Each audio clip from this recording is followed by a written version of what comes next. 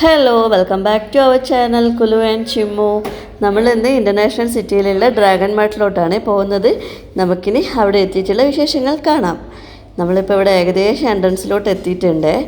ഈ കയറുന്ന ടൈമിൽ തന്നെ നമുക്ക് കാണാൻ പറ്റുന്ന ഒരു ചെറിയൊരു വാട്ടർഫോളാണ് അവിടെ. ഡ്രാഗണിൻ്റെ ഒക്കെ പിക്ചേഴ്സ് വന്നിട്ട് പിന്നെ എൻട്രൻസ് ആണ് ഈ കാണുന്നത്.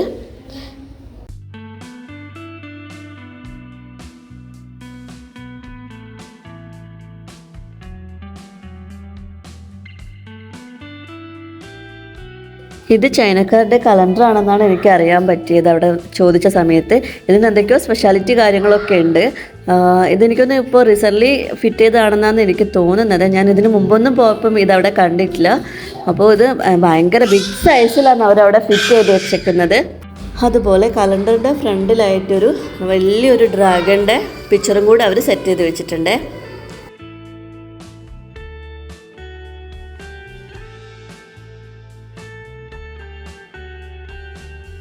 അങ്ങനെ ഇതാ നമ്മൾ എൻട്രൻസിലോട്ടേക്ക് കടന്നപ്പോൾ നമുക്ക് അവിടെ കുറേ ഡ്രസ്സിൻ്റെയും ഫാൻസിൻ്റെയും ഒക്കെ ഷോപ്പാണ് കാണാൻ പറ്റിയത്. അപ്പോൾ ഇവിടെ ഒരുപാട് നല്ല കഫ്താനൊക്കെ ഉണ്ടായിരുന്നു, നല്ല ക്വാളിറ്റി ആയിരുന്നു, അത്യാവശ്യം റീസണബിൾ പ്രൈസും ആയിരുന്നു അവിടെ. അതുപോലെ തന്നെ ഫാൻസി ആയാലും എല്ലാം നല്ല ക്വാളിറ്റി ഐറ്റംസ് ആയിരുന്നു. അപ്പം അങ്ങനെ നടക്കുമ്പോൾ അവിടെ ഒരു പെർഫ്യൂം ഷോപ്പും കണ്ടേ. അപ്പം അവിടുത്തെ സെയിൽസ്മാൻ ഞങ്ങളുടെ അടുത്ത് വന്നിട്ട് ഒന്ന് ഇത് പെർഫ്യൂം ഒന്ന് സ്മെല്ല് ചെയ്ത് നോക്കുമെന്നൊക്കെ പറഞ്ഞു. അങ്ങനെ ഞാൻ ജസ്റ്റ് സ്മെല്ല് ചെയ്തു. അപ്പം കുഴപ്പമില്ലാത്ത ഒരു ഫീൽ ചെയ്തു. അപ്പം പിന്നെ അയാൾ ഒരെണ്ണം എടുത്തു കഴിഞ്ഞാൽ 4 ഫ്രീ ആണ് എന്നൊക്കെ അവർക്ക് എന്തോ ഒരു ഓഫർ നടക്കുന്നതിൻ്റെ ഭാഗമായിട്ടാണെന്നൊക്കെ പറഞ്ഞു. പക്ഷേങ്കിൽ എല്ലാത്തിൻ്റെ സ്മെല്ല് എനിക്ക് ഭയങ്കര ഹാർഡായിട്ട് ഫീൽ ചെയ്തു. അതുകൊണ്ട് തന്നെ അവിടെ നിന്നൊന്നും വാങ്ങിയില്ല, ജസ്റ്റ് അവിടെ നിന്ന് ലീവ് ചെയ്തു.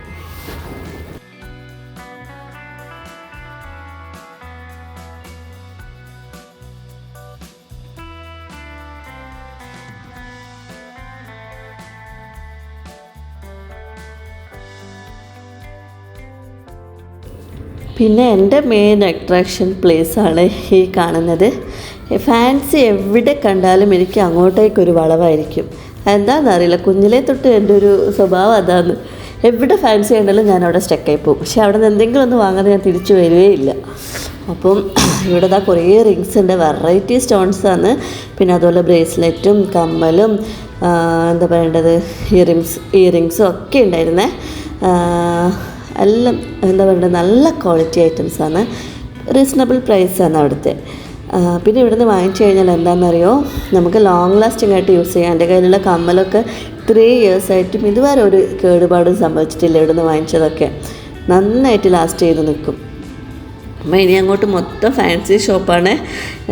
ഫാൻസി കണ്ടു കഴിഞ്ഞാൽ ഇതാ, ഞാൻ അതിൻ്റെ എല്ലാത്തിലും ഒന്ന് വെറുതെ കയറി നോക്കും. എന്തെങ്കിലും സ്പെഷ്യലായിട്ട് കിട്ടുമെന്ന് അറിയാം. മിക്ക ലേഡീസിനും ഞാൻ പറഞ്ഞ സ്വഭാവം ഉണ്ടായിരിക്കും ഞാൻ വിചാരിക്കുന്നേ.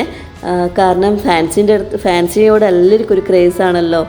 അപ്പം എല്ലാവരും ഇതുപോലത്തെ ആൾക്കാരുണ്ടാവുമെന്ന് എനിക്ക് തോന്നുന്നു. അതുപോലെ ഇല്ലാത്തവരും ഉണ്ടായേക്കാം.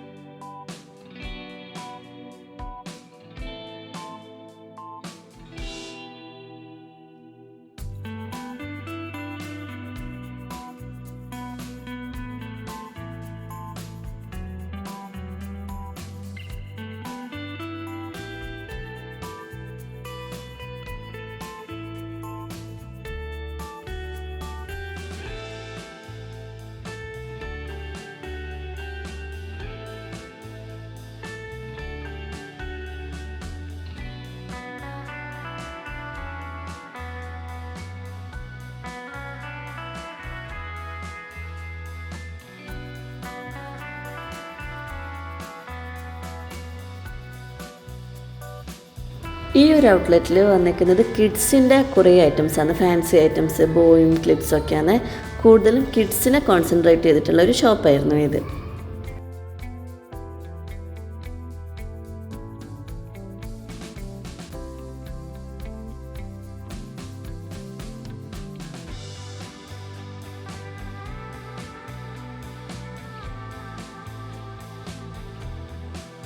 പിന്നെ ഇവിടുത്തെ മെയിൻ അട്രാക്ഷൻ എന്ന് വെച്ചാൽ ഇവിടുത്തെ ലൈറ്റ്സിൻ്റെ ഷോപ്പാണ്. വെറൈറ്റി കളക്ഷൻസ് ഓഫ് ലൈറ്റ്, നമ്മൾ ഇതുവരെ കാണാത്ത മോഡൽസൊക്കെയാണ് ഞാനിതാ നിങ്ങൾക്ക് ഇവിടെ കാണിക്കാം. എന്തോ പളുങ്ക് കൊണ്ടൊക്കെ ഉണ്ടാക്കിയ പോലെ തോന്നിപ്പോവും.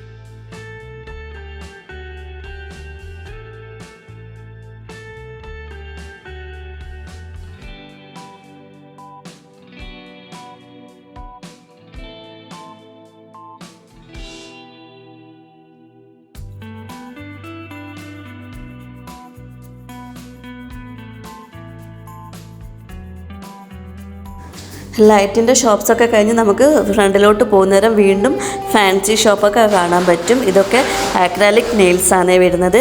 ഈ അവർ പറയുന്നതെന്ന് വെച്ചാൽ അത് ലോങ് ലാസ്റ്റിംഗ് ആയിട്ട് നിൽക്കും, അതിനൊരു ഗ്ലൂ സ്റ്റിക്കർ വരുന്നുണ്ട്, അത് ഫിറ്റ് ചെയ്ത് കഴിഞ്ഞാൽ നന്നായിട്ട് നിൽക്കും എന്നൊക്കെ പറയുന്നുണ്ട്. നമ്മളത് വാങ്ങിച്ചില്ല, അതുകൊണ്ട് അതിനെക്കുറിച്ച് അറിയത്തുമില്ല കേട്ടോ. അവർ പറഞ്ഞത് ഞാൻ ജസ്റ്റ് പറഞ്ഞതേ ഉള്ളൂ. പിന്നെ സ്റ്റോൺസിൻ്റെ ഹെയർ ബാൻഡും കാര്യങ്ങളൊക്കെ ഉണ്ട്, അതൊക്കെ കുറച്ച് ഹെവി ആയിരുന്നു.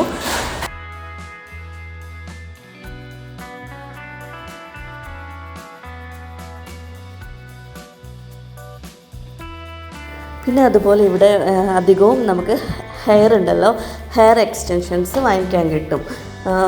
ഈ ഡ്രാഗൺ മാർട്ടിൽ അധികം ചെറിയ ചെറിയ ഷോപ്പുകളിലായിട്ട് ഹെയർ നമുക്ക് വാങ്ങിക്കാൻ പറ്റും. പല മോഡൽസിലുള്ള ഹെയർസും വാങ്ങിക്കാൻ പറ്റും. ഞാനിങ്ങനെ കൊണ്ടൊക്കെ കെട്ടാൻ വേണ്ടിയിട്ട് ഇവിടെ നിന്നായിരുന്നു വാങ്ങിച്ചത് മുമ്പ്, നല്ലതായിരുന്നു.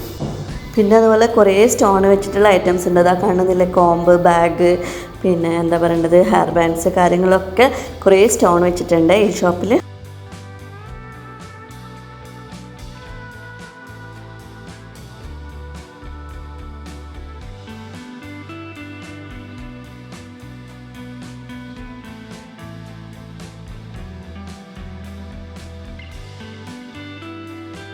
പിന്നെ ഇതൊക്കെ വന്നിരിക്കുന്നത് ടോയ്സിൻ്റെ ചെറിയ ചെറിയ കടകളാണ്.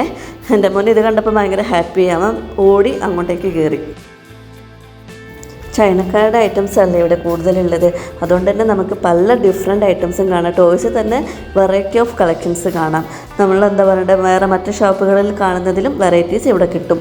ഇന്ന് നമ്മൾ കുറച്ച് ലേറ്റ് ആയിപ്പോയി പോകാൻ വേണ്ടി, അതുകൊണ്ട് തന്നെ അധികം ഷോപ്പുകളും ക്ലോസ് ആയിരുന്നു. വീക്കെൻഡും കൂടെ ആയതുകൊണ്ട് അധിക ഷോപ്പും ക്ലോസ് ആയിരുന്നു. നമ്മളിവിടെ എത്താൻ തന്നെ ഏകദേശം ഒരു 10 മണിയായിട്ടുണ്ടായിരുന്നു.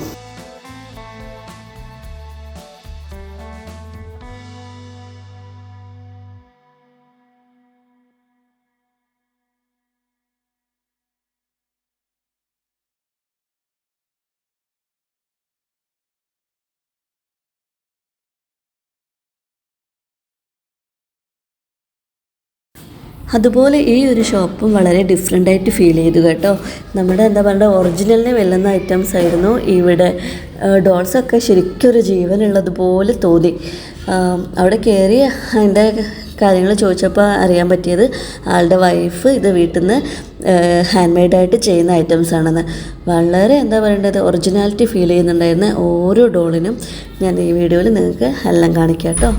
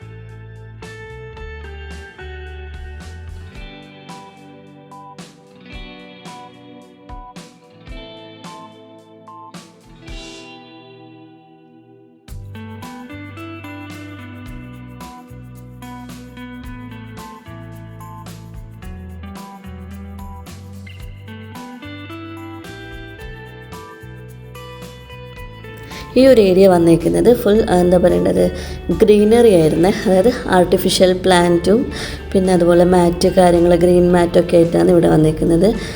ഈ ഷോപ്പൊക്കെ ക്ലോസ് ചെയ്ത് കേട്ടോ, നമ്മൾ ലേറ്റ് ആയത് കാരണം. ഇത് ഞാൻ അതിൻ്റെ പുറത്ത് നിന്ന് എടുത്ത വീഡിയോസാണേ.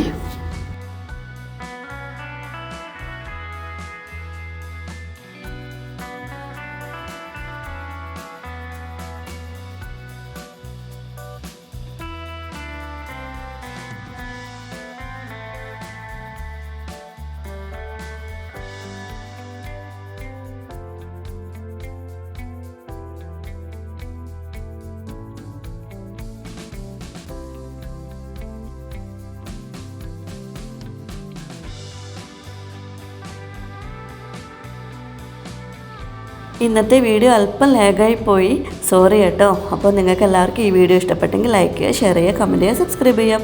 പുതിയൊരു വീഡിയോയിൽ കാണുന്നവരെ ബൈ.